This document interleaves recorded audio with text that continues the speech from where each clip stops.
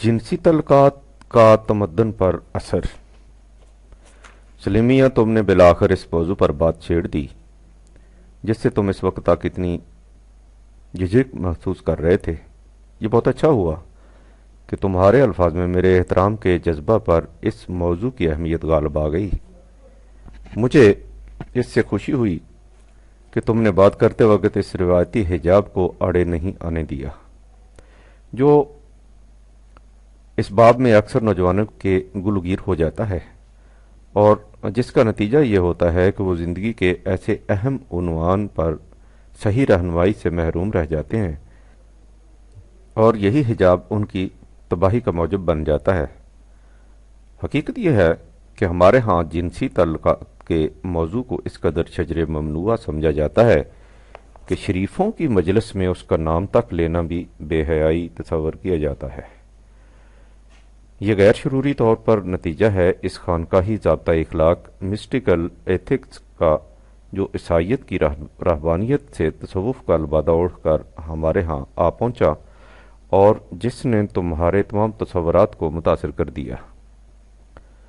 چونکہ رہبانیت میں جنسی تعلقات کو سخت معیوب اور وجہ ذلت انسانیت سمجھا جاتا ہے، اس لیے ہمارے ہاں بھی جنسیات کو نہایت شرمناک تصور کیا جاتا ہے، اور کسی کے سامنے اس کا ذکر آ جانے سے پسینے چھوٹ جاتے ہیں۔ جب ہمارے معاشرے میں جنسیات کے ذکر تک کو اس قدر شرمناک سمجھا جاتا ہو تو ظاہر ہے کہ اس موضوع پر ہمارے ہاں لٹریچر کس طرح مل سکتا ہے۔ چنانچہ جہاں تک میری معلومات یاوری کرتی ہیں، ہمارے ہاں اس موضوع پر ایک کتاب بھی ایسی نہیں جسے سنجیدگی سے کسی نوجوان کے ہاتھ میں دیا جا سکے۔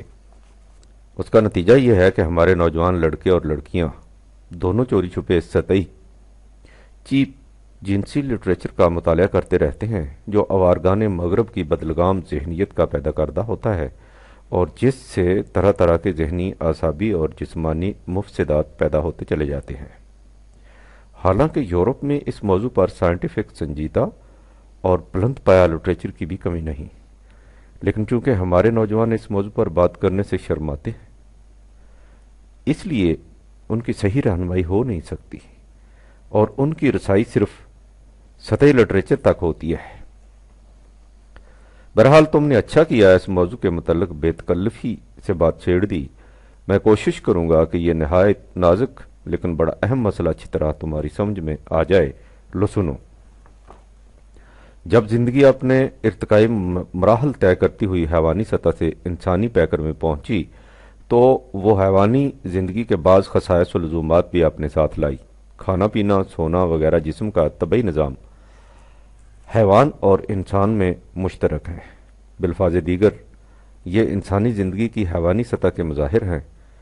انہی میں افزائش نسل، پروکریشن اور اس کے لیے جنسی جذبہ، سیکسول انسٹنکٹ بھی شامل ہے۔ کھانے پینے کے معاملہ میں حیوانات پر بعض پابندیاں فطرت کی طرف سے از خود عائد ہوتی ہیں۔ مثلا بکری گھاس کھاتی ہے، گوشت کی طرف آنکھ اٹھا کر بھی نہیں دیکھتی۔ شیر گوشت کھاتا ہے، گھاس نہیں کھاتا۔ بطخ کے بچے انڈوں سے نکلتے ہی پانی کی طرف لپکتے ہیں۔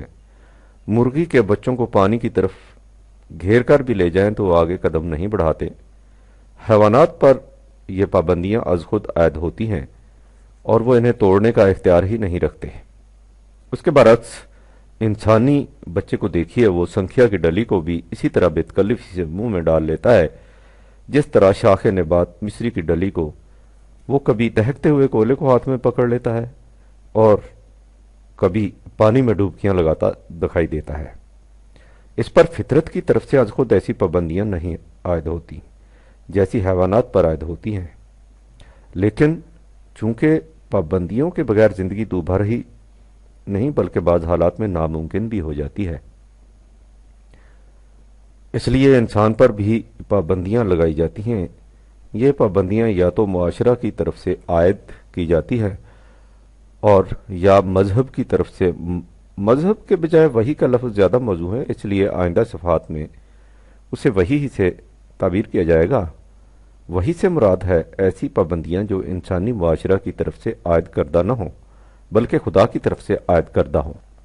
معاشرہ کی طرف سے عائد کردہ پابندیوں اور وحی کی روح سے متعین کردہ پابندیوں میں فرق یہ ہوتا ہے کہ معاشرتی پابندیاں بعض مصالح کی بنا پر بدلی بھی جا سکتی ہیں، لیکن وحی کی روح سے عائد کردہ پابندیوں میں تبدیلی نہیں کی جا سکتی۔ مثلا معاشرہ کسی وقت فیصلہ کرتا ہے کہ لوگوں کو سڑک کے بائیں طرف چلنا چاہیے، اس فیصلہ کی روح سے کیپ ٹو دا لیفٹ سڑک کا قانون قرار پا جاتا ہے، لیکن اگر کسی وقت معاشرہ اس کی ضرورت محسوس کرے تو اس قانون کو بدل کر دائیں طرف چلو کا قانون بھی نافذ کر سکتا ہے۔ اس کے برعکس جب وحی خداوندی نے کہا کہ مثلا لحم خنزیر حرام ہے تو کوئی انسان اس قانون میں ترمیم نہیں کر سکتا۔ وحی خداوندی کے ماننے والوں کو لحم خنزیر سے اسی طرح پرہیز کرنا ہوگا جس طرح بکری گوشت سے پرہیز کرتی ہے، اس فرق کے ساتھ کہ بکری ایسا اپنی مرضی سے نہیں کرتی، لیکن انسانوں کو ایسا اپنے اختیار و ارادہ سے کرنا ہوگا۔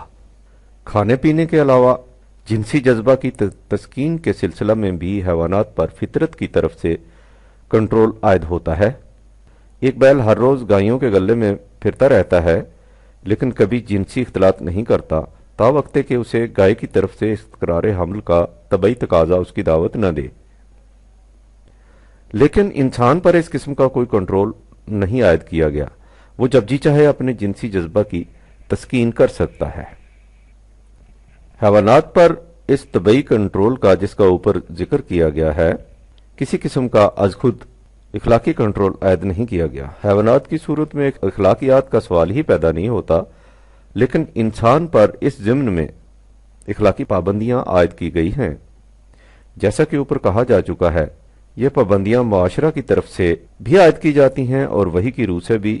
معاشرتی پابندیوں پر اگر نگاہ ڈالی جائے تو یہ حقیقت سامنے آ جائے گی کہ یہ پابندیاں مختلف اقوام و ممالک میں مختلف نوعیتوں کی ہیں، نیز کسی ایک ہی قوم میں مختلف زمانوں میں ان کی پابندیوں میں رد و بدل ہوتا رہتا ہے۔ مثلا انگلستان میں اگر ایک بالغ لڑکا اور لڑکی باہمی رضامندی سے شادی کے بغیر جنسی اختلاط کی صورت پیدا کر لیں تو معاشرہ کی نگاہوں میں یہ کوئی معیوب بات نہیں، نہ ہی ایسا کرنا قانون جرم ہے۔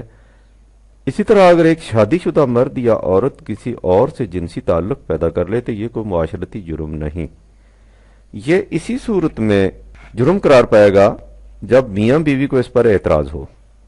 ان پابندیوں میں رد و بدل بھی ہوتا رہتا ہے۔ مثلا اس وقت تک وہاں یہ صورت ہے کہ اگر کسی غیر شادی شدہ لڑکی کے ہاں بچہ پیدا ہو جائے اور اس بچے کا باپ اس لڑکی سے شادی نہ کرے تو وہ بچہ حرامی قرار پاتا اور سوسائٹی میں ذلت کی نگاہوں سے دیکھا جاتا ہے۔ لیکن پچھلے دنوں وہاں ایک تحقیقاتی کمیٹی نے سفارش کی ہے کہ ایسے تعلقات کو جائز سمجھا جائے، ان سے پیدا شدہ بچوں کو معاشرہ کا صحیح جزو قرار دیا جائے اور انہیں حقارت کی نظروں سے نہ دیکھا جائے۔ وقص الحاظہ اس وقت ان فیصلوں پر تنقید و تبصرہ مقصود نہیں، مقصود صرف یہ بتانا ہے کہ اگر معاشرہ چاہے تو اپنی عائد کردہ پابندیوں میں تبدیلی بھی کر سکتا ہے۔ اس کے برعکس اس باب میں وحی یعنی قرآن کریم نے بھی کچھ پابندیاں عائد کی ہیں۔ ان پابندیوں کا ماحصل یہ ہے کہ معروف طریقہ پر شادی کے بغیر کسی لڑکے یا لڑکی، مرد و عورت کو جنسی اختلاط کی قطعاً اجازت نہیں، اور شادی کے بعد یہ نہ بیوی کسی غیر مرد سے اختلاط پیدا کر سکتی ہے نہ میاں کسی اور عورت سے۔ اس قسم کا اختلاط فرد کا نہیں بلکہ معاشرہ کا جرم ہے۔ اس جرم زنا کی سزا معاشرہ کی طرف سے دی جاتی ہے اور ان پابندیوں میں کسی قسم کا رد و بدل نہیں کیا جا سکتا۔ مغرب کے جنسی بے باکیوں سے متاثر ہو کر ہمارے ہاں کے نوجوان طبقہ میں بھی یہ خیال عام ہو رہا ہے کہ مرد اور عورت کا جنسی تعلق ایک طبعی تقاضے کی تسکین یا افزائش نسل کے لیے ایک حیاتیاتی عمل، بایولوجیکل ایکشن ہے، اور بس اس معاملہ کو لڑکی اور لڑکے کے باہمی رضامندی پر چھوڑ دینا چاہیے، اور نکاح وغیرہ کی پابندی محض قانونی ضروریات کو پورا کرنے کے لیے ہونی چاہیے، نہ کہ بالغ مرد اور عورت کی آزادی کو سلب کرنے کے لیے۔ ان خیالات کا نتیجہ یہ ہے کہ ہمارے ہاں بھی مغرب کی طرح جنسی فوضویت، سیکسول انارکی کی فضا عام ہوتی جا رہی ہے، اور وحی کی طرف سے عائد کردہ پابندیوں یعنی عفت و عصمت کے مطالبہ کو غیر فطری جکڑ بندیاں قرار دیا جا رہا ہے۔ سوال یہ ہے کہ کیا وحی کی طرف سے عائد کردہ پابندیاں محض معاشرہ میں نظم و ضبط قائم کرنے کے لیے ہیں یا ان کا تعلق عالم انسانیت کے اجتماعی مصالح سے ہے؟ اگر ان کا مقصد محض معاشرتی نظم و ضبط ہے تو بے شک معاشرہ کو اس کا حق ہونا چاہیے کہ وہ اپنے مصالحے کے پیش نظر ان میں رد و بدل کر سکے، لیکن اگر ان کا تعلق انسانیت کے کسی بنیادی مسئلہ سے ہے تو پھر کسی فرد یا افراد کے کسی گروہ کو اس کا حق نہیں دیا جا سکتا کہ وہ اپنی خواہشات کو پورا کرنے کے لیے ان پابندیوں میں تبدیلی کر کے انسانیت کے اجتماعی مسالے کو نقصان پہنچائے۔ قرآن نے جب زنا کو معاشرہ کا جرم قرار دیا ہے تو اس سے مطلب یہی ہے کہ اس کے نزدیک جنسی تعلق محض ایک انفرادی فعل نہیں بلکہ ایک ایسا عمل ہے جس کا اثر اجتماعی انسانیت پر پڑتا ہے۔ دوسری طرف جب اس نے کہا کہ قد افلح المومنون الذین ہم لفروجہم حافظون 33/1 سے 5 تک، تو اس سے واضح الفاظ میں اعلان کر دیا کہ عفت و عصمت کا قوموں کی فلاح و بہبود سے گہرا تعلق ہے۔ جو قوم عصمت کی حفاظت نہیں کرتی وہ زندگی کے میدان میں فائز المرام نہیں ہو سکتی۔ سوال یہ ہے کہ قرآن کے اس دعوے کی صداقت کی شہادت کیا ہے؟ جو لوگ قرآن پر ایمان رکھتے ہیں وہ اس کے ان تمام دعاوی کو سچا مانتے ہیں، لیکن سوال ان لوگوں کا نہیں، سوال تو ان کا ہے جو یہ کہتے ہیں کہ ہم اس دعوے کو بطور ایمان فیتھ ماننے کے لیے تیار نہیں، ہم اس کے ثبوت میں عملی تائید اور شہادت چاہتے ہیں۔ ان لوگوں بالخصوص ہمارے نوجوان طبقہ کا یہ مطالبہ ایسا نہیں جسے ہم لاہور پڑھ کر ٹھکرا دیں اور انہیں ملحد و بے دین کہہ کر تیوریاں چڑھا لیں۔ قرآن اپنے ہر دعوے کی بنیاد علم و بصیرت پر رکھتا ہے اور اسے دلیل و برہان کی روح سے منواتا ہے۔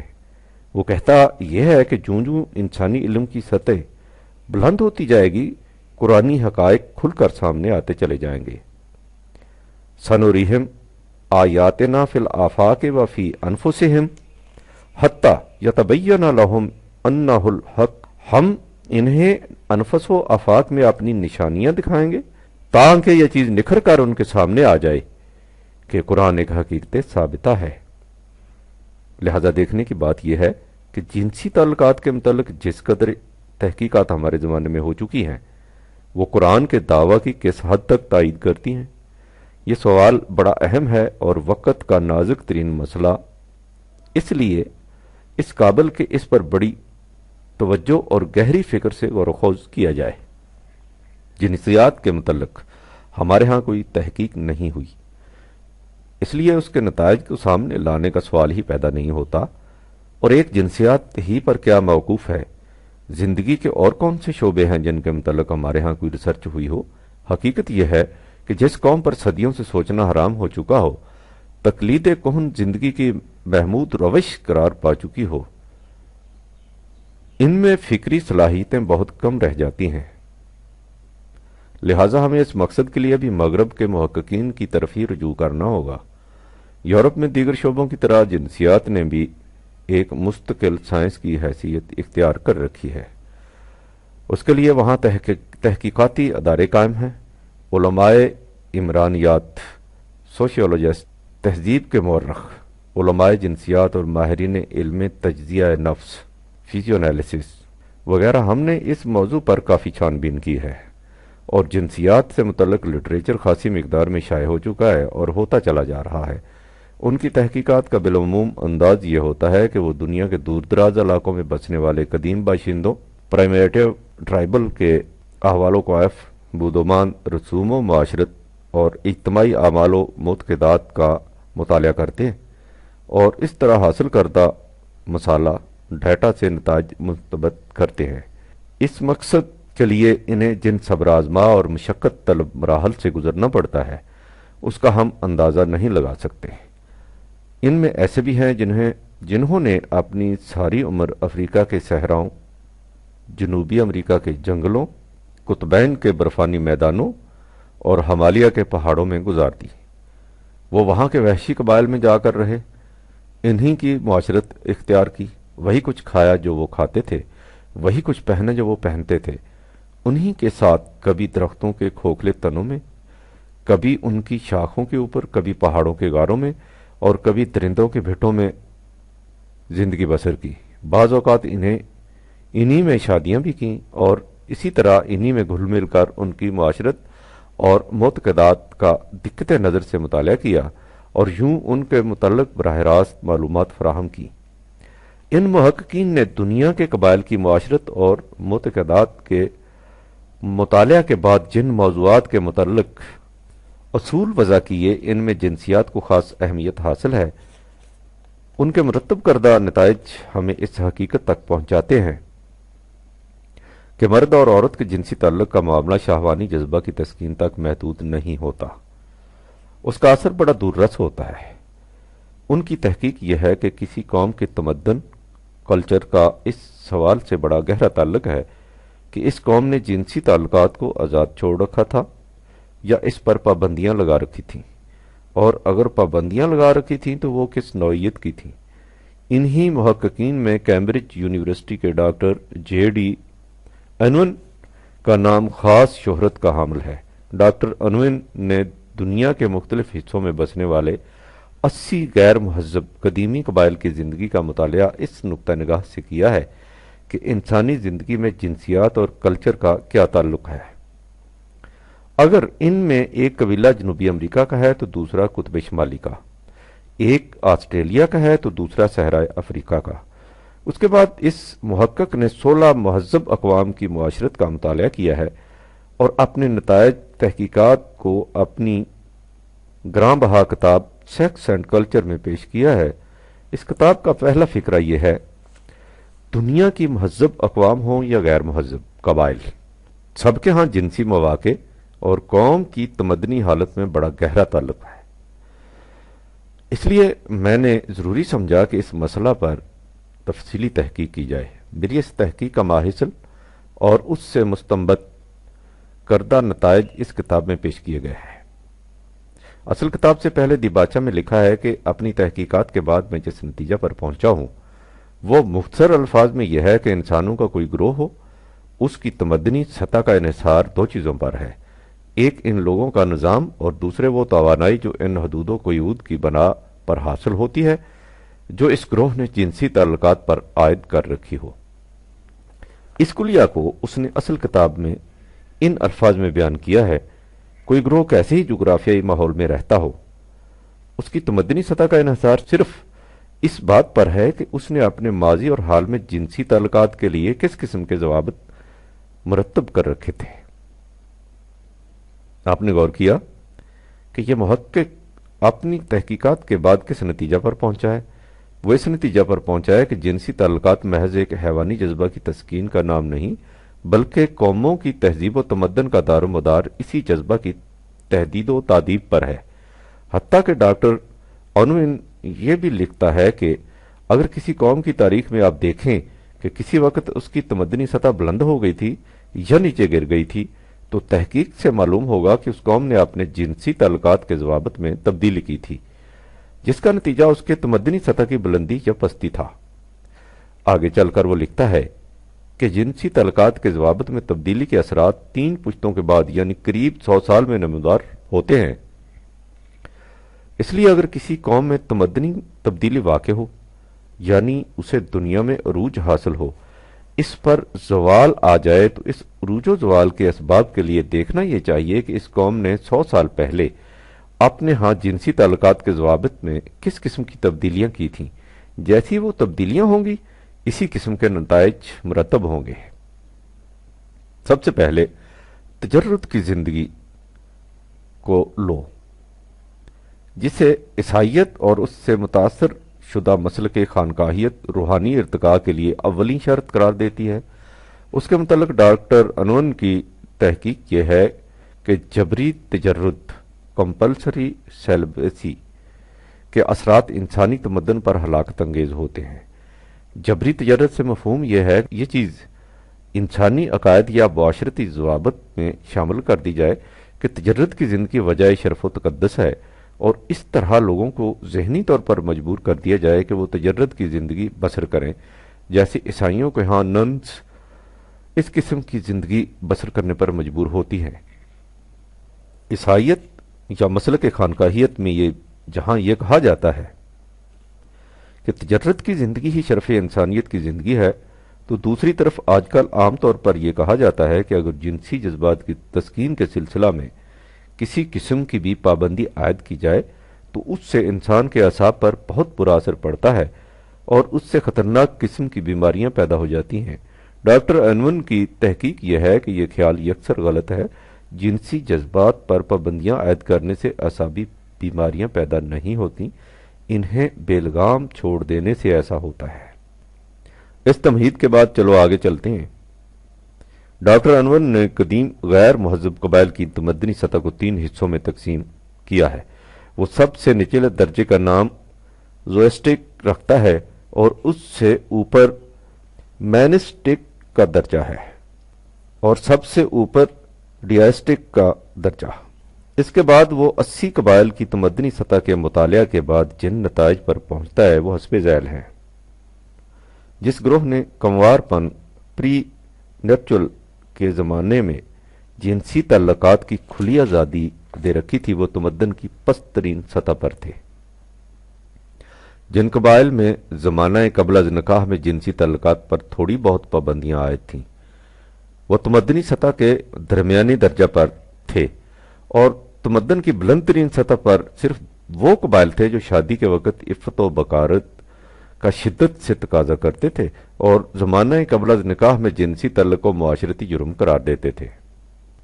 اس کے بعد ڈاکٹر انون شادی کے بعد کے جنسی ضوابط سے بحث کرتا ہے، لیکن اس بحث کو چھیڑنے سے پہلے وہ اس حقیقت پر زور دیتا ہے کہ شادی کے بعد کے ضوابط کبھی تعمیری نتائج پیدا نہیں کر سکتے جب تک شادی سے پہلے کی زندگی میں عفت و عصمت پر زور نہ دیا جائے۔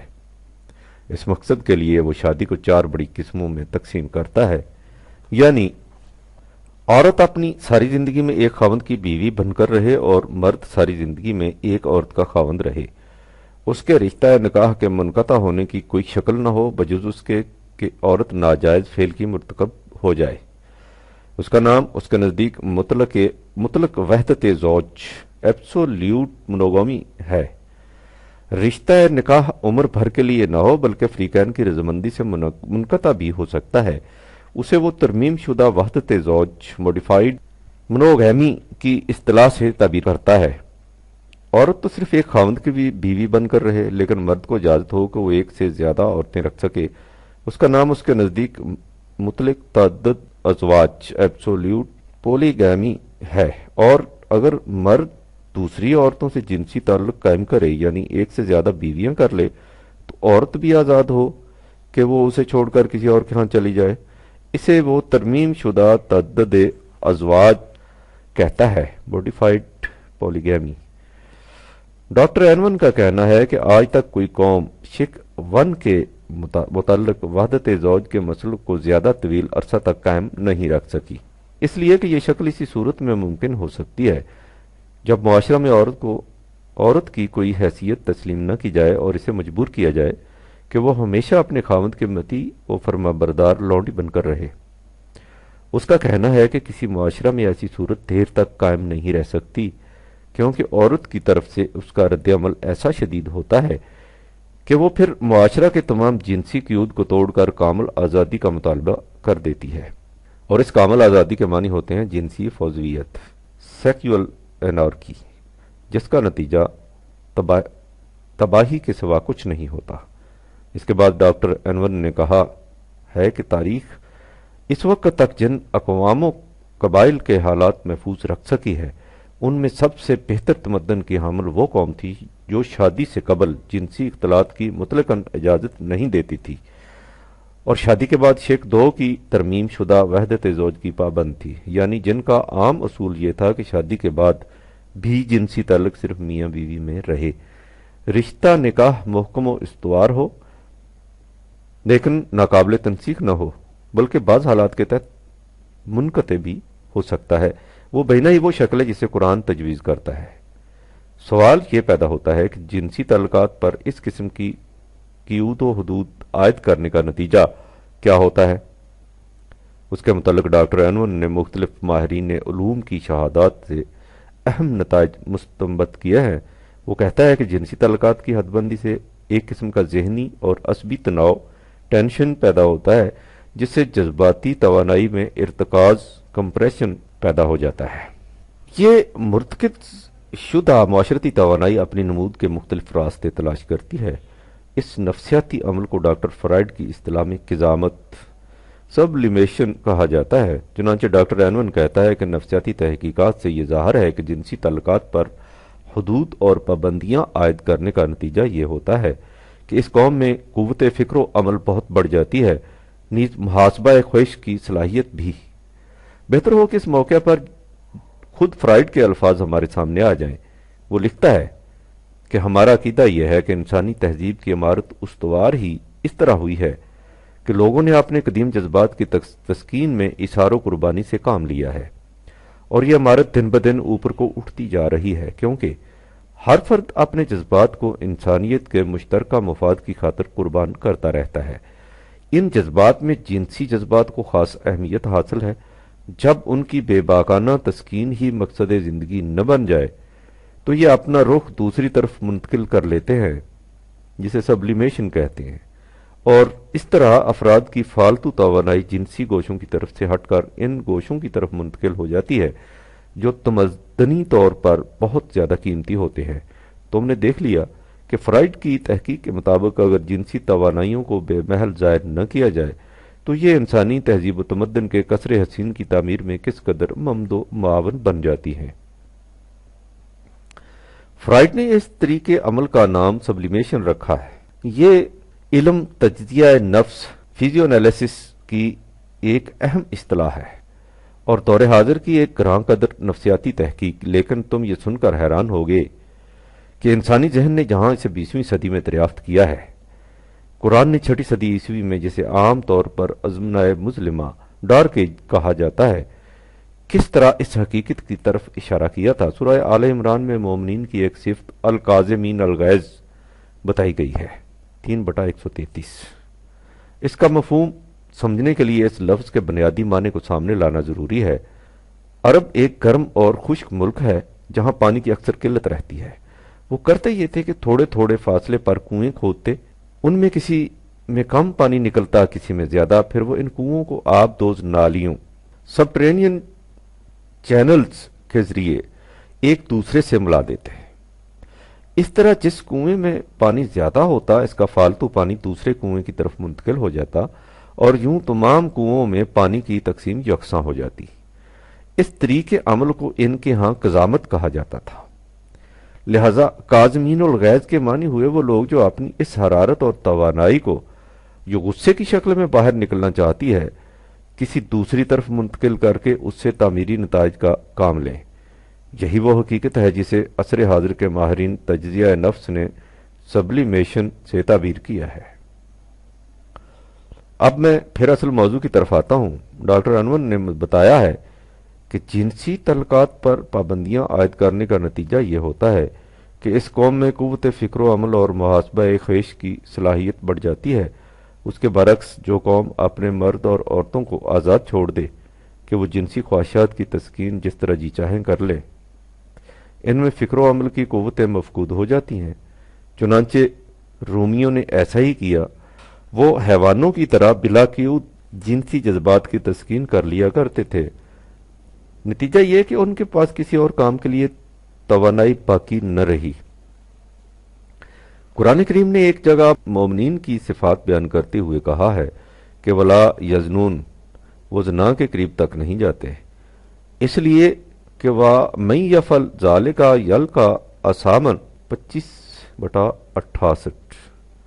جو قوم ایسا کرتی ہے اسے اسم سے دوچار ہونا پڑتا ہے۔ عربی زبان میں آسماتن اس اونٹنی کو کہتے ہیں جو تھک کر مزمحل ہو جائے اور اس میں اتنی توانائی نہ رہے کہ وہ باقی قطار کے ساتھ چل سکے، اس لیے وہ ان سے پیچھے رہ جائے۔ تم غور کرو کہ قرآن نے کس طرح ایک لفظ کے اندر اس تمام حقیقت کو سمیٹ کر رکھ دیا ہے جس تک دور حاضر کی تحقیق اس قدر تجربات کے بعد پہنچی ہے، یعنی یہ کہ جنسی جذبات کو آزادانہ چھوڑ دینے کا نتیجہ یہ ہوتا ہے کہ وہ قوم مزمل ہو جاتی ہے اور زندہ اقوام کے ساتھ دوش بدوش چلنے کے قابل نہیں رہتی۔ اس میں وہ معاشرتی توانائیاں نہیں رہتی جو قوم کی تمدنی بلندیاں عطا کرتی ہیں۔ ڈاکٹر انور نے یہ بھی کہا ہے کہ مردوں کی عصمت اسی صورت میں معاشرتی توانائی پیدا کر سکتی ہے جب عورتیں باعصمت ہوں اور ان کی عصمت شادی سے قبل اور بعد دونوں زمانوں میں محفوظ رہے۔ جیسا کہ پہلے بھی کہا جا چکا ہے، قرآن مردوں اور عورتوں دونوں کی عصمت پر یکساں زور دیتا ہے۔ وہ الحافظین فروجہم، وہ مرد جو اپنی عصمت کی حفاظت کرتے ہوں، کے ساتھ والحافظات 33/35 بھی کہتا ہے، یعنی وہ عورتیں جو اپنے دامن عفت کو داغدار نہ ہونے دیں، اور جرم زنا کی سزا بھی مرد و عورت دونوں کے لیے یکساں تجویز کرتا ہے۔ قرآن کی روح سے جنسی اختلاط کی صرف ایک ہی صورت جائز ہے، یعنی نکاح۔ لہذا قبل از نکاح جنسی اختلاط اور نکاح کے بعد عورت کا کسی دوسرے مرد سے یا مرد کا کسی دوسری عورت سے جنسی اختلاط، خواہ وہ تراضی مابین ہی سے کیوں نہ ہو، زنا ہے۔ نکاح کے متعلق بھی یہ سمجھ لینا ضروری ہے کہ یہ ہنگامی جنسی اختلاط کی رضامندی نہیں ہوتی، بلکہ معاہدہ ہوتا ہے۔ اس امر کا کہ ہم میاں بیوی ان تمام حدود و قیود اور حقوق و فرائض کے متعلق جو ہم پر قرآن نے عائد کی ہے، مستقل رفاقت کی زندگی بسر کریں گے، اسی سے ایک اور حقیقت بھی سامنے آ جاتی ہے۔ ڈاکٹر انور نے اپنے ہاں زنا کا لفظ استعمال نہیں کیا، اسے اس لفظ کے استعمال کی ضرورت بھی نہیں تھی، اس لیے کہ وہ مذہبی یا اخلاقی بحث نہیں کر رہا، بلکہ جنسی مسئلہ کے متعلق علمی اور نظری تحقیق کر رہا ہے، لہذا اس کا انداز سائنٹیفک ہونا چاہیے تھا۔ اس نے اپنے ہاں جنسی اختلاط کے مواقع، سیکسول اپرچونٹیز کی اصطلاح استعمال کی ہے۔ اس کا کہنا یہ ہے کہ جس قوم میں جنسی اختلاط کے مواقع زیادہ ہوں گے، وہ قوم تمدنی سطح میں بہت پست ہوگی، اور جس میں یہ مواقع کم از کم حد تک رکھے جائیں گے، وہ تمدنی سطح کی بلندیوں تک پہنچ جائے گی۔ قرآن نے صرف زنا ہی کو حرام قرار نہیں دیا، بلکہ جنسی اختلاط کے مواقع کو کم سے کم حد تک محدود کر دیا ہے۔ اس میں قبل از نکاح جنسی اختلاط کے مواقع کا سوال ہی پیدا نہیں ہوتا، کیونکہ وہ زنا ہے۔ نکاح کا معاہدہ اس کے نزدیک عمر بھر کی رفاقت، لائف لانگ کمپینین شپ کا معاہدہ ہے، لہذا اس میں وقتی جنسی اختلاط کا بھی سوال نہیں پیدا ہوتا، خواہ وہ باہمی رضامندی ہی سے کیوں نہ ہو۔ پھر اس نے نکاح کو میثاقاً غلیظہ، پختہ عہد کہا ہے، 4/21۔ بچوں کا کھیل نہیں کہا ہے کہ جب جی چاہا کھیل کھیل لیا، اور جب طبیعت اکتا گئی تو اس مٹی کے گھروندے کو پامال کر دیا اور دوسرے وقت پھر نیا گھر بنا لیا۔ علاوہ ازیں اس نے وحدت زوج منوگیمی کو بطور اساسی اصول مقرر کیا ہے، 4/20، اور تعدد ازواج کو محض ایک ہنگامی تمدنی مشکل کے حل کے لیے بطور عارضی علاج قرار دیا ہے، 4/3۔ اس کی بھی محض اجازت ہے، حکم نہیں۔ شادی کی یہ قریب قریب وہی شکل ہے جسے انور نے مطلق وحدت زوج، ایبسولیوٹ مونوگیمی کی اصطلاح سے تعبیر کیا ہے۔ میں نے قریب قریب اس لیے کہا ہے کہ ڈاکٹر انور کے نزدیک مطلق وحدت زوج میں شادی صرف اسی صورت میں منقطع ہو سکتی ہے جب عورت جنسی اخلاقی جرم کی مرتکب ہو جائے، لیکن قرآن نے نباہ نہ ہو سکنے کو بھی فسخ معاہدہ، طلاق کی معقول اور جائز وجہ قرار دیا ہے۔ بہرحال یہ ظاہر ہے کہ قرآن نے جنسی اختلاط کے مواقع کو کم از کم حد تک محدود کر دیا ہے۔ وہ زمانہ قبل از نکاح میں جنسی اختلاط کے کسی ایک موقع کو بھی جائز قرار نہیں دیتا، اور نکاح کے بعد عام حالات میں صرف ایک جوڑے کو باہم دیگر وابستہ رکھتا ہے۔ تنوع، چینج کی خاطر تنوع، چینج کی اجازت نہیں دیتا۔ قرآن نے تو نکاح کی صورت میں بھی محسنین کے ساتھ غیر مصافحین، 4/24 کا اضافہ کیا ہے۔ حسن کے معنی ہی محفوظ رکھنا اور صفا کے معنی ہے پانی وغیرہ کا بہا دینا، لہذا جہاں اس حکم میں زنا سے ممانعت مقصود ہے، وہاں اس سے یہ بھی متصور ہے کہ نکاح کا مقصد بھی شہوت رانی نہیں، اس سے نکاح کی تمام ذمہ داریوں کی حفاظت اور بقائے نسل کا تحفظ مقصود ہے۔ قرآن کہتا ہے کہ صرف وہی قوم زندگی کی کامرانیوں سے بہرہ یاب ہو سکتی ہے جو جنسی اختلاط کے مواقع کو کم از کم حد تک لے جائے، اور یہ کم از کم مواقع بھی صرف معروف ریکگنائزڈ طریق سے مہیا کیے جائیں۔ ڈاکٹر انون کی تحقیق یہ ہے کہ انسانیت کی پوری تاریخ میں کوئی ایک مثال بھی اس قسم کی نہیں مل سکتی کہ کوئی ایسی سوسائٹی تمدن کی بلندی تک پہنچ گئی ہو جس کی لڑکیوں کی پرورش و تربیت متعلق وحدت زوج کی روایات میں نہ ہوئی ہو۔ نہ ہی تاریخ عالم میں کوئی ایسی مثال ملتی ہے کہ کسی قوم میں جنسی اختلاط پر حدود و قیود کی روایات ڈھیلی پڑ گئی ہوں اور اس کے باوجود وہ قوم اپنی تمدنی بلندی کو برقرار رکھ سکی ہو۔ جب عقد نکاح مساوی حیثیت کے فریقین کا عمر بھر کی رفاقت کا عہد ہو اور نہ میاں اپنی بیوی کے علاوہ کسی عورت سے آشنا ہو اور نہ ہی بیوی اپنے میاں کے علاوہ کسی مرد کی شناسا، تو اس صورت میں جنسی مواقع اپنی کم از کم حد تک پہنچ جاتے ہیں۔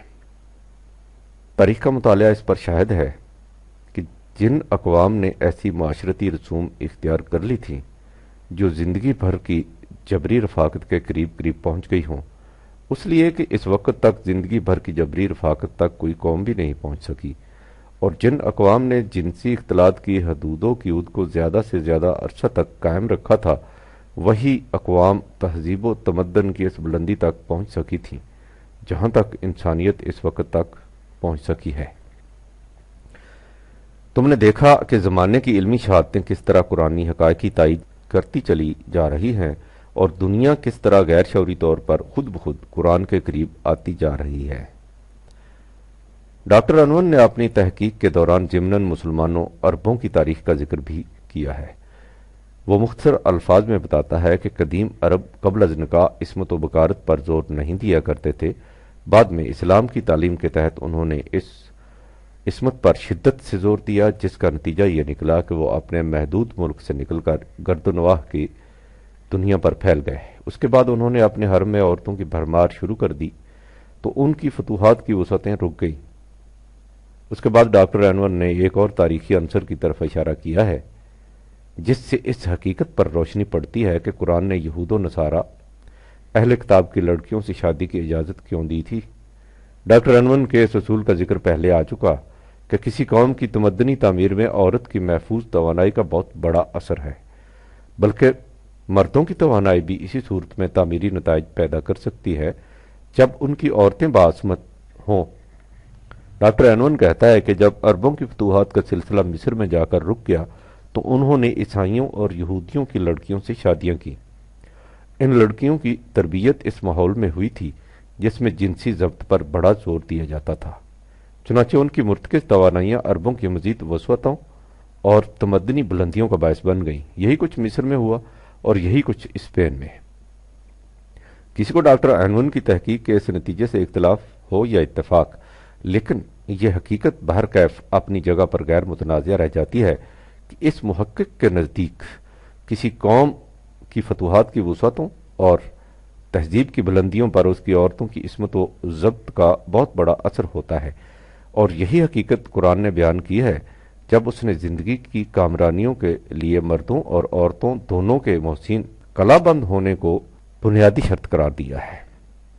مرد اور عورت دونوں کا محسن ہونا جنسی اختلاط کے مواقع کو کم از کم درجے تک لے آتا ہے، یعنی زمانہ قبل از نکاح میں مطلق عصمت، نکاح میں وحدت زوج بطور اساسی اصول، اور نکاح کے بعد میاں اور بیوی کا کسی غیر عورت اور مرد کے ساتھ اختلاط ناجائز۔ لیکن جب کسی قوم میں جنسی اختلاط کے مواقع زیادہ سے زیادہ ہو جائیں، جس کی شکل صرف زنا ہی نہیں بلکہ اس ہنگامی ضرورت کے بغیر جس کا ذکر قرآن نے کیا ہے، بیک وقت ایک سے زیادہ بیویاں طلاق کی رخصت سے ناجائز فائدہ اٹھا کر آزادانہ تبدیلی ازواج اور قرآن کے کھلے کھلے حکم کے خلاف لونڈیوں کی بھرمار سے سینکڑوں عورتوں سے اختلاط، یہ سب جنسی اختلاط کے زیادہ سے زیادہ مواقع بہم پہنچانے کی شکلیں ہیں۔ تو پھر اس قوم میں نہ تو آگے بڑھنے کی توانائیاں رہ جاتی ہیں اور نہ ہی اپنے تمدن کو اعلیٰ حال ہی قائم رکھنے کی صلاحیتیں۔ اس قسم کی قوم زندگی کی کس سطح پر پہنچ جاتی ہے، اس کے متعلق ڈاکٹر انون لکھتا ہے، اس قوم میں علم و بصیرت کی قوت تو ہوتی ہے لیکن وہ اپنے معاملات میں اس سے رہنمائی حاصل نہیں کرتی۔ وہ واقعات، اس کے اسباب و علل کازز کے متعلق کبھی تحقیق نہیں کرتی، جو کچھ ہوتا رہا ہے اسے اسی طرح تسلیم کرتی چلی جاتی ہے۔ زندگی سے متعلق تمام معاملات کے بارے میں ان کی بندی بندائی رائے ہوتی ہے جس کے مطابق وہ چلتے چلے جاتے ہیں۔ وہ ہر غیر معمولی واقعہ کو جو ان کی سمجھ میں نہ آئے کسی عجیب و غریب قوت کی طرف منسوب کر دیتے ہیں۔ اس قوت کا مظہر کبھی پتھروں کو سمجھا جاتا ہے اور کبھی درختوں کو، کبھی ایسے حیوانات کو جو انہیں محیر العقول نظر آئے، اور کبھی دیگر اشیاء کو جن کی ماہیت ان کی سمجھ میں نہ آئے۔ جس شخص کی پیدائش یا زندگی میں انہیں کوئی غیر معمولی بات نظر آئے وہ سمجھ لیتے ہیں کہ وہ اس قوت کا مالک ہے، حتیٰ کہ اس کی موت کے بعد بھی اسے اس قوت کا حامل سمجھا جاتا ہے۔ اس کے بعد ڈاکٹر انون نے ان توہم پرستیوں کی تفصیل بتائی ہے جو نظر نیاز، گنڈا تعویذ، اکابر پرستی اور قبر پرستی کی صورت میں ایسی قوم سے ظہور میں آتی ہے۔ اس کے بعد وہ لکھتا ہے کہ اس قسم کے معتقدات اس قوم میں نسلاً بعد نسل متوارث چلے آتے ہیں۔ زنا کا امتداد ان پر کسی طرح اثر انداز نہیں ہوتا۔ اس معاشرہ میں انسان پیدا ہوتے ہیں، اپنی خواہشات کو پورا کرتے ہیں اور مر جاتے ہیں۔ جب ان کی لاشوں کو تہہ خاک دبا دیا جاتا ہے تو نسین منسین ہو جاتے ہیں۔ یہ انسان نہیں ہوتے بلکہ حیوان ہوتے ہیں۔ تم نے دیکھ لیا نقشہ اس سوسائٹی کا جس میں جنسی اختلاط کے مواقع زیادہ سے زیادہ ہوتے ہیں۔ کیا مسلمانوں کی صدیوں سے یہی حالت نہیں چلی آ رہی؟ اور کیا آج بھی ساری دنیا میں ہماری یہی حالت نہیں؟ کیا یہ نتیجہ نہیں جنسی اختلاط کے مواقع کی ان وسعتوں کا جو ہمارے خود ساختہ مذہبی تصورات نے عطا کر رکھی ہیں؟ جب ہماری قوم کی جنسی زندگی قرآنی سواحل میں گری ہوئی تھی تو یہ ساری دنیا پر چھا گئی تھی، اور جب ملوکیت نے اسے بدلگام کر دیا اور شریعت کے نام پر وہ سب کچھ ہونے لگا جسے قرآن روکنے کے لیے آیا تھا تو ان کی ساری توانائیاں ضائع ہو گئیں۔ پھر ان میں نہ فکر کی صلاحیت رہی نہ عمل کی، اور یہی حالت اس وقت تک چلی جا رہی ہے۔ ان کے ممالک میں لونڈیاں آج تک سرے بازار بکتی ہیں۔ یہ تو ہے ہمارے اس طبقہ کی حالت جسے قدامت پرست کہا جاتا ہے۔ اس کے برعکس ہمارے نوجوانوں کا طبقہ جنہوں نے مغرب کی دیکھا دیکھی یہ کہنا شروع کر دیا ہے کہ جنسی تعلقات پر پابندیاں عائد کرنا انفرادی آزادی کو مقید کرنا ہے، اس لیے ازمنائے مظلمہ کے ان اغلال و سلاسل کو جتنی جلدی توڑ دیا جائے اتنا ہی اچھا ہے۔ چنانچہ انہوں نے عملاً اسے توڑنا بھی شروع کر دیا ہے۔ ان آزادیوں سے وہ سوسائٹی متشکل ہوتی ہے جس کے متعلق اینون لکھتا ہے کہ اس میں ہر لڑکی کو آزادی حاصل ہوتی ہے کہ وہ جس قسم کا جنسی کھیل کھیلنا چاہے کھیلتی پھرے، اور جس نوجوان سے چاہے جنسی اختلاط قائم کرے۔ اس کے لیے فقط ان دونوں کی رضامندی کی شرط ہے، نہ کہ لڑکی پر کسی قسم کی پابندی عائد ہوتی ہے نہ لڑکے پر۔ بچپن ہی سے وہ ہر ایسا جنسی کھیل کھیلنے لگ جاتے ہیں جس میں انہیں لذت ملتی ہو۔ مختصراً یہ کہ وہ ایسی فضا میں رہتے ہیں جس میں جنسی حدود و قیود کا کوئی واسطہ نہیں ہوتا، اور جس میں ان کی حالت یہ ہوتی ہے کہ جو ہی جنسی خواہش بیدار ہوئی اسے اسی وقت کسی نہ کسی طرح پورا کر لیا۔ یہی ہیں وہ جنسی آزادیاں جن کا متمنی ہمارا نوجوان تعلیم یافتہ طبقہ ہوتا جا رہا ہے۔ لیکن ان آزادیوں کا نتیجہ کیا ہوتا ہے اسے خود ڈاکٹر انون کی زبان سے سن لو۔ وہ کہتا ہے کہ لوگ چاہتے یہ ہیں کہ جنسی پابندیوں کو بھی ہٹا دیا جائے اور قوم زندگی کی ان خوشگواریوں سے بھی متمتع ہوتی رہے جو ایک بلند تمدن کا ثمرہ ہوتی ہیں۔ لیکن انسانی حیات تو کچھ اس قسم کی واقع ہوئی ہے کہ یہ دونوں آرزویں کبھی یکجا جمع نہیں ہو سکتی، یہ ایک دوسرے کی نقیض ہے۔ جو ریفارمر ان میں مفاہمت کمپرومائز کی کوشش کرتا ہے اس کی مثال اس احمق بچے کی سی ہے جو چاہتا ہے کہ وہ اپنے کیک کو کھا بھی لے اور پھر وہ سالم کا سالم باقی بھی بچ جائے۔ کوئی انسانی معاشرہ ہو اسے ان دو راہوں میں سے ایک راہ اختیار کرنا ہوگی، یا تو ان صلاحیتوں کو پائندہ رکھنے کی راہ جو ان کے تمدن کو بلند کرتی ہیں، اور یا جنسی آزادی کی راہ۔ تاریخ کی شہادت یہ ہے کہ جو قوم ان دو متضاد چیزوں کو اکٹھا کرتی ہے وہ اپنی تہذیب کو ایک نسل سے بھی زیادہ آگے نہیں لے جا سکتی۔ بنابراین کسی سوسائٹی میں تخلیقی توانائیاں باقی نہیں رہ سکتی جب تک اس کی ہر نسل ان روایات میں پرورش نہ پائے جو جنسی اختلاط کے مواقع کو کم از کم حد تک محدود کر دیں۔ اگر وہ قوم اس قسم کے نظام کو جس میں جنسی اختلاط کے مواقع قلیل ترین حد تک محدود کر دیے جائیں مسلسل آگے بڑھاتی جائے تو وہ شاندار روایات کی حمل رہے گی۔ آخر میں یہ سوال پیدا ہوتا ہے کہ اس قسم کے معاشرہ کی تشکیل کس طرح کی جائے جس میں جنسی اختلاط کے مواقع کو کم از کم حد تک لے جایا جائے، اور پھر ایسی صورت پیدا کی جائے کہ جنسی مواقع کی یہ شکل مستقل طور پر قائم رہ سکے، تاکہ اس طرح وہ قوم انسانیت کی صلاحیت بخش توانائیوں کی حامل بنتی چلی جائے۔ ڈاکٹر انون نے اپنی کتاب کا خاتمہ اسی سوال اور اس کے جواب پر کیا ہے۔ وہ کہتا ہے کہ تاریخ کے صفحات پر کوئی سوسائٹی ایسی نظر نہیں آتی جو اس کوشش میں کامیاب ہو گئی ہو کہ وہ جنسی اختلاط کے مواقع ایک مدت مدید تک کم از کم حد تک محدود رکھ سکی ہو۔ میں تاریخی شواہد سے جس نتیجہ پر پہنچا ہوں وہ یہ ہے کہ اگر کسی قوم نے ایسی صورت پیدا کرنی ہو تو اس کے لیے ضروری ہوگا کہ وہ پہلے مرد اور عورت کو قانوناً مساوی درجہ عطا کرے۔ تم نے غور کیا کہ اس محقق کی تحقیق کے مطابق اس قسم کے معاشرہ کی تشکیل کی بنیادی شرط کیا ہے؟ یہ کہ اس میں مرد اور عورت کو قانوناً مساوی درجہ عطا ہو۔ آج اس معاشرہ میں جس میں ہم صدیوں سے چلے آ رہے ہیں، یہ کہنا کہ اسلام نے مرد اور عورت کو قانوناً مساوی درجہ عطا کیا تھا شاید اپنی ہنسی اڑانے کے مترادف ہوگا، لیکن اس حقیقت کو کون چھپا سکتا ہے؟ قرآن نے یہ اعلان آج سے 1500 سال پہلے کیا تھا۔ وَلَهُنَّ مِثْلُ الَّذِي عَلَيْهِنَّ بِالْمَعْرُوفِ 2/228۔ قاعدے اور قانون کی روح سے عورتوں کے حقوق بھی اتنے ہی ہیں جتنے ان کے فرائض ہیں، لہٰذا قانون کی نگاہ میں مرد اور عورت دونوں کو مساوی درجہ حاصل ہے، اور ہمارے لیے کرنے کا کام فقط اتنا ہی ہے کہ اپنے معاشرے کو قرآنی خطوط پر متشکل کر لیں۔ آخر میں ڈاکٹر انون لکھتا ہے کہ اگر کوئی معاشرہ چاہتا ہے کہ اس کی تخلیقی توانائیاں مدت مدید تک بلکہ ابدالآباد تک قائم اور آگے بڑھتی رہیں تو اس کے لیے ضروری ہوگا کہ وہ پہلے اپنی تخلیق نو کرے، یعنی پہلے اپنے مردوں اور عورتوں کو قانوناً مساوی حیثیت دے، اور پھر اپنے معاشی اور معاشرتی نظام میں اس قسم کی تبدیلیاں کرے جس میں معاشرہ میں جنسی اختلاط کے مواقع ایک مدت مدید تک بلکہ ہمیشہ ہمیشہ کے لیے کم از کم حد تک محدود رہیں۔ اس طرح اس معاشرہ کا رخ ثقافتی اور تمدنی ارتقاء کی طرف مڑ جائے گا، اس کی روایات شاندار ماضی اور درخشندہ مستقبل کی حامل ہوں گی، وہ تمدن و تہذیب کے اس بلند مقام تک پہنچ جائے گا جس تک آج تک کوئی نہیں پہنچ سکا۔ انسان کی توانائیاں اس کی ان روایات کو ایک ایسے انداز سے سیکل کرتی جائیں گی جو اس وقت تک ہمارے حیطہ ادراک میں بھی نہیں آ سکتا۔ قرآن ایسے ہی معاشرہ کی تشکیل چاہتا ہے،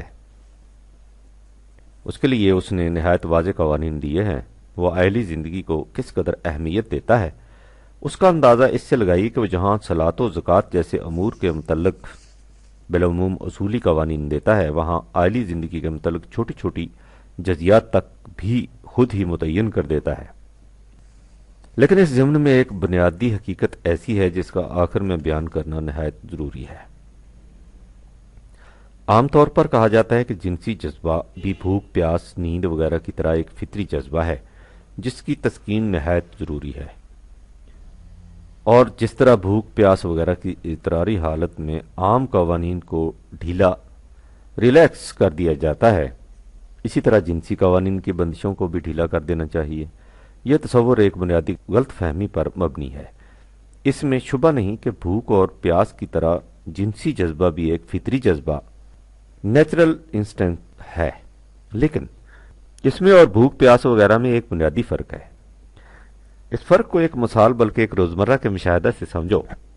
تم کسی کام میں منہمک بیٹھے ہو، تمہیں پیاس لگتی ہے، شروع میں تمہیں اس کا خیال نہیں آتا، وہ بڑھتی ہے تو اس کا احساس پیدا ہوتا ہے۔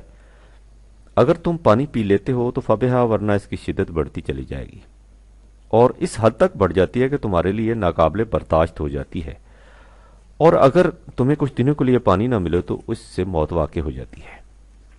یہی کیفیت بھوک کی بھی ہے۔ اس سے تم نے دیکھ لیا کہ نمبر 1، بھوک، پیاس وغیرہ کا تقاضا از خود پیدا ہوتا ہے، اس میں کسی کے خیال اور ارادے کو کوئی دخل نہیں ہوتا، اور نمبر 2، اگر ان تقاضوں کی تسکین نہ کی جائے تو کچھ وقت کے بعد اس سے موت واقع ہو جاتی ہے۔ اس کو اضطراری حالت کہتے ہیں۔ اس حالت میں جان بچانے کی خاطر ان چیزوں کے کھانے کی اجازت دی گئی ہے جو عام حالات میں حرام ہے۔ لیکن جنسی تقاضا کی کیفیت اس سے بالکل جدا ہے۔ جنسی تقاضا کبھی نہیں ابھرتا تا وقت کہ ہم اس کا خیال نہ کریں۔ اس حقیقت کو اچھی طرح ذہن نشین کر لیجئے کہ جنسی تقاضا کی بیداری اور نمود یکسر ہمارے خیالات سے وابستہ ہے۔ اگر ہمارا خیال اس طرف منتقل نہ ہو تو یہ تقاضا بیدار ہی نہیں ہوتا۔ دوسرے یہ کہ اگر جنسی تقاضا کی تسکین نہ کی جائے تو اس سے موت واقع نہیں ہو جاتی۔ یہی وجہ ہے کہ قرآن نے اس کی اضطراری حالت کے لیے حرام کو حلال نہیں قرار دیا، بلکہ کہا یہ ہے کہ جس کے لیے نکاح ممکن نہ ہو وہ ضبط نفس سے کام لے، 24/33۔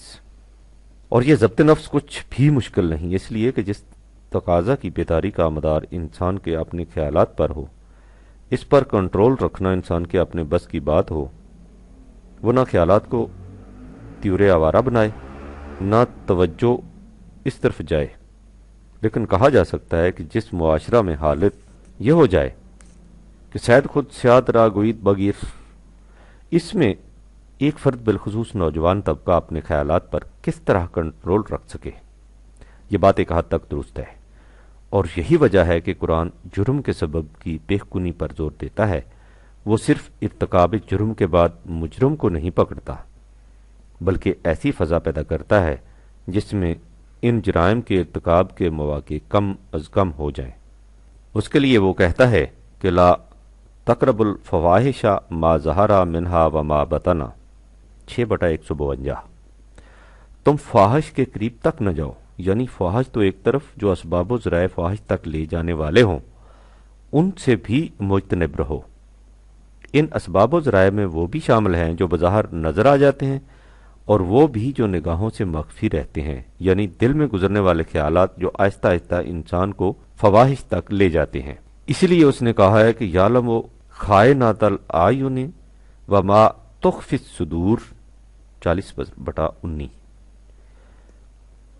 وہ نگاہوں کی خیانت اور دل کی چوری راز تک سے واقف ہے۔ اس قسم کی روش کو تطہیر قلب و نگاہ کہتے ہیں، یعنی دل اور آنکھ کی پاکیزگی۔ اس مقصد کے لیے قرآن مردوں اور عورتوں کے اختلاط میل جول کے متعلق تفصیلی ہدایات دیتا ہے۔ تم ان امور کی تفصیل معلوم کرنا چاہتے ہو تو طاہرہ بیٹی سے وہ خطوط لے کر دیکھ لو جو میں نے اسے اس موضوع پر وقتاً فوقتاً لکھے ہیں۔ بہرحال تم نے یہ دیکھ لیا سلیم کہ مرد اور عورت کا جنسی اختلاط محض ایک طبعی فعل، بایولوجیکل کلیکشن نہیں، جس کا تعلق صرف انسان کے جسم تک ہو۔ اس کا تعلق قوموں کی تہذیب و تمدن اور کلچر و ثقافت کے ساتھ بڑا گہرا اور بنیادی ہے۔ لہٰذا یہ مسئلہ ایسا نہیں جسے یوں ہی نظر انداز کر دیا جائے۔ اگر ہم چاہتے ہیں کہ ہماری قوم تمدن اور ثقافت میں ممتاز حیثیت حاصل کر لے تو اس کے لیے ضروری ہے کہ ہم جنسی تعلقات کو قرآن کی مقرر کردہ حدود کے اندر رکھیں، یعنی ان آزادیوں کو بھی محدود کر دیں جو مغرب کی اندھی تقلید سے ہمارے جدت پسند طبقہ میں دن بدن بڑھتی چلی جا رہی ہیں، اور ان شرعی اجازتوں کو بھی حدود اللہ کا پابند بنائیں جو غلط یعنی غیر قرآنی مذہب کی بنا پر ہمارے قدامت پسند معاشرہ میں صدیوں سے مروج چلی آ رہی ہے۔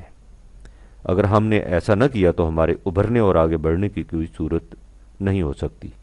سنت اللہ کسی کے لیے بدلہ نہیں کرتی۔ حاضر اے چیرہ دستاں سخت ہیں فطرت کی تعزیریں۔ کچھ سمجھے سلیم کہ بات کیا ہوئی؟ اچھا، خدا حافظ، وسلام، پرویز، فروری 1957۔